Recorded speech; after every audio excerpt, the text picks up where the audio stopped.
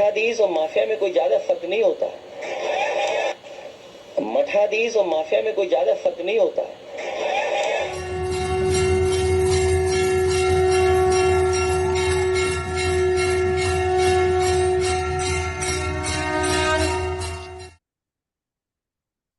नमस्ते। चर्चा में आपका स्वागत है। मैं हूं शिव मिश्रा। समाजवादी पार्टी के अखिलेश यादव ने अभी कुछ दिन पहले ही एक बयान दिया था जिसमें उन्होंने कहा था कि मठाधीश और महंत में बहुत थोड़ा ही फर्क होता है।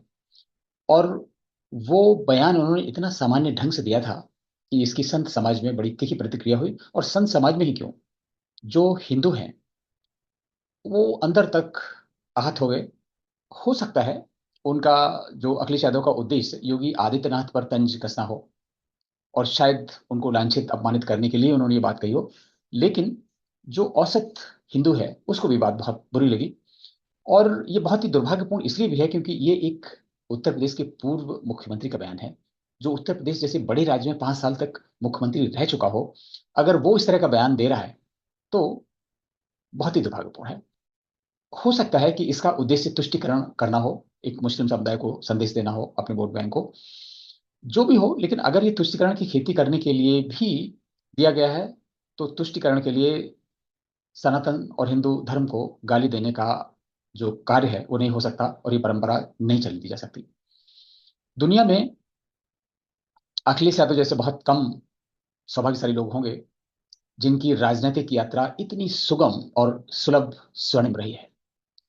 2012 में जब वह उत्तर प्रदेश के मुख्यमंत्री बने तब वह भारत में सबसे कम उम्र के बनने वाले मुख्यमंत्रियों में से एक थे। लेकिन इस पूरे उपक्रम में उनकी कोई भूमिका रही हो ऐसा तो नहीं लगता। यह परिवारवाद की ही परंपरा थी जिसमें उनके पिता मुलायम सिंह यादव ने मुख्यमंत्री का पद उन्हें तस्तरी में बिल्कुल प्रस्तुत कर दिया और उनसे अनुभवी। और ये बहुत स्वाभाविक था, जैसे उनके चाचा लोग वो मुंह ताकते रह गए। लेकिन एक सैनिक स्कूल से पढ़ा हुआ व्यक्ति और विदेश से इंजीनियरिंग की डिग्री प्राप्त व्यक्ति जब मुख्यमंत्री बना तो लोगों की आशाएं भी जगी कि शायद अब जो मुलायम सिंह के परिवार में जो चीजें चल रही थी उनसे शायद जो राजनीति है, मुलायम राजनीति है, उससे मुक्ति मिलेगी। क्योंकि मुलायम सिंह की राजनीति थोड़ा डिफरेंट टाइप की थी।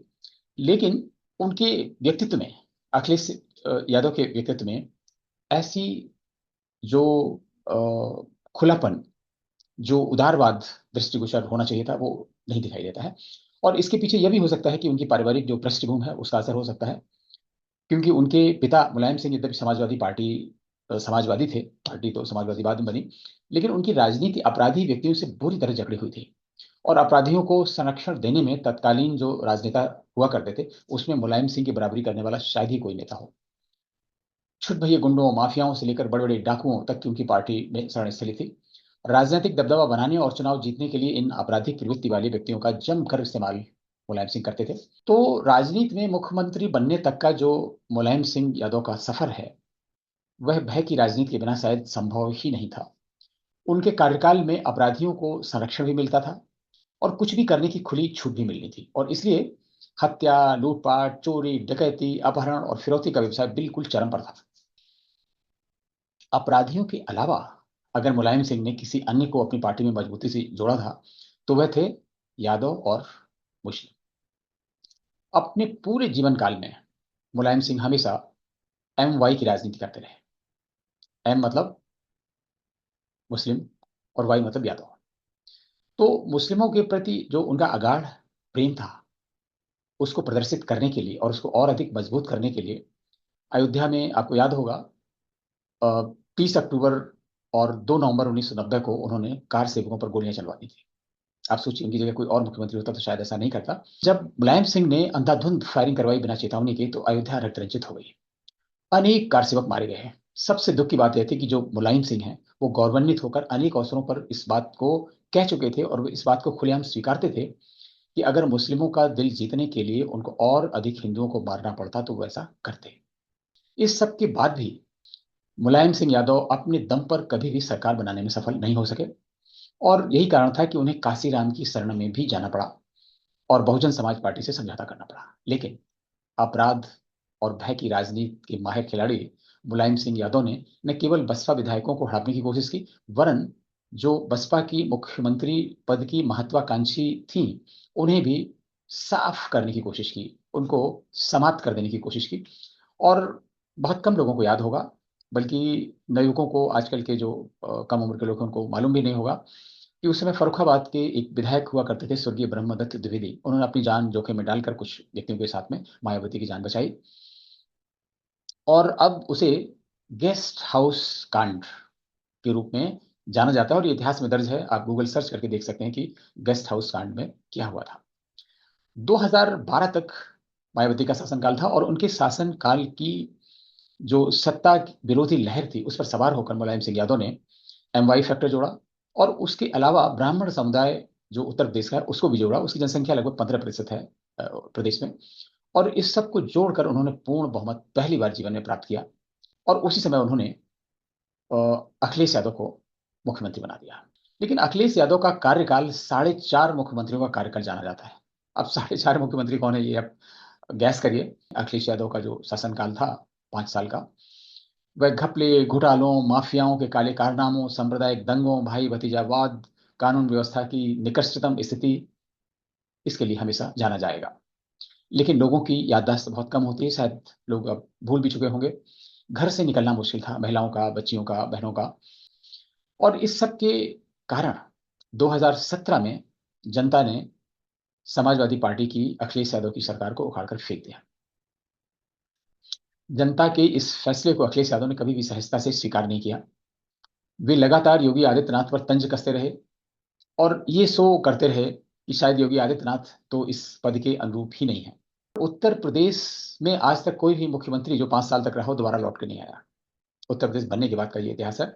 ये पहली बार हुआ कि योगी आदित्यनाथ ने अपने 5 वर्ष के कार्यकाल में माफियाओं को मिट्टी में मिलाकर प्रदेश को भयमुक्त करके कानून और व्यवस्था की जो स्थिति उत्पन्न की, वह सारे राज्यों में सबसे बेहतर थी। उनके कार्यकाल में मुख्यमंत्री या किसी मंत्री पर भ्रष्टाचार का कोई आरोप भी आज तक नहीं लगा सका है।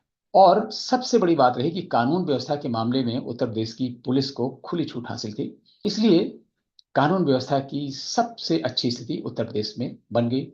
और उनका जो बुलडोजर मॉडल है वो तो विदेशों में बहुत जाना जाता है, और दूसरे राज्य के जो मुख्यमंत्री हैं वो भी कॉपी कर रहे हैं। और इस सब का मिला जुला परिणाम यह हुआ कि योगी आदित्यनाथ की सरकार 5 वर्ष का कार्यकाल पूरा करने के बाद वापस आ गई। अभी तक ऐसा कभी हुआ नहीं था। लेकिन अखिलेश यादव हैं कि वो इस बात को समझते नहीं, जनता क्या चाहती है, जनता ने क्या किया है, जनता ने योगी आदित्यनाथ में क्या देखा जो उनमें नहीं मिला। इसलिए उनकी जो विपक्ष की राजनीति है वो भी बहुत ही हल्की फुल्की रही है, वो गंभीर नहीं हो सके। और बजाय इसके सोशल मीडिया में वो जाने जाते हैं सांडों की बातों को लेकर, गायों की बातों को लेकर, छुट्टा जानवरों की बातों को लेकर, योगी आदित्यनाथ पर तंज कसने को लेकर, उनकी शिक्षा पर प्रश्न उठाने से लेकर, उनके कंप्यूटर ज्ञान और क्रिकेट ज्ञान पर भी प्रश्न उठाने को लेकर। इन सब ने भी जो अखिलेश यादव का कद है अपने आप छोटा कर दिया। क्योंकि व्यक्ति हमेशा अपने कार्यों से जाना जाता है, उसको अपनी तारीफ में कुछ कहने की आवश्यकता नहीं होती है।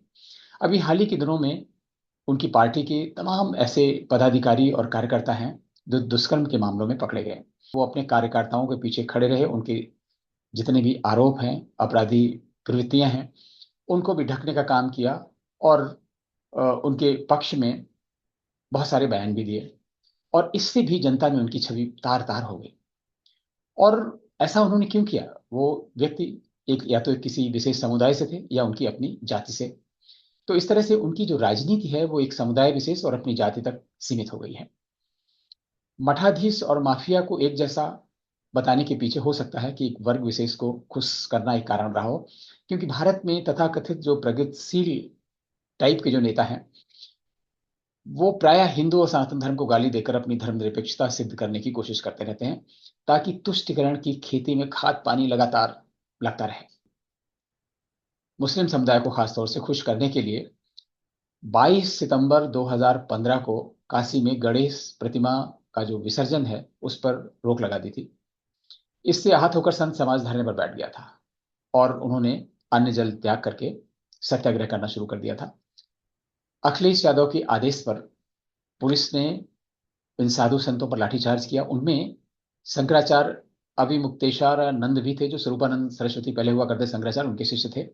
आजकल वो शंकराचार्य बन गए हैं। हिंदू और मुस्लिम त्योहारों के बीच भेदभाव करना अगर कोई सीखता है तो उसे समाजवादी पार्टी से सीखना चाहिए। जो मुस्लिम और हिंदुओं में भेदभाव करने की प्रवृत्ति है, इसको मुलायम संस्कृति कहा जाता है उत्तर प्रदेश में। दिवाली का दिन हो, होली का दिन हो, आपको बिजली से दो चार होना पड़ता था, पानी की आपूर्ति नहीं होती थी। लेकिन अगर ईद, बकरीद, मुहर्रम जैसा कोई त्योहार हो तो क्या मजाक, बिजली चली जाए, 24 घंटे बिजली की आबाद आपूर्ति होती रहती थी। और यही नहीं, ईद बकरीद में उनको बधाई देने के लिए जो ईदगाह और खास खास मस्जिदों में पहुंच जाना उनका राजनीतिक कर्तव्य बन जाता था, बल्कि राजनीतिक बाध्यता और अनिवार्यता थी। लेकिन वहीं हिंदू त्योहारों पे जो शोभा यात्राएं हैं, जो उनके जुलूस हैं, उनके मार्ग प्रतिबंधित कर देना, ये प्रतिबंध लगा देना कि आप मस्जिद के सामने से नहीं निकलेंगे, लाउड स्पीकर नहीं बजाएंगे, बहुत सारे प्रतिबंध लगाते थे। वहीं रोजा इफ्तार की जो दावतें हैं वो सरकारी स्तर पर आयोजित की जाती थी। ये बहुत सारी ऐसी बातें थी।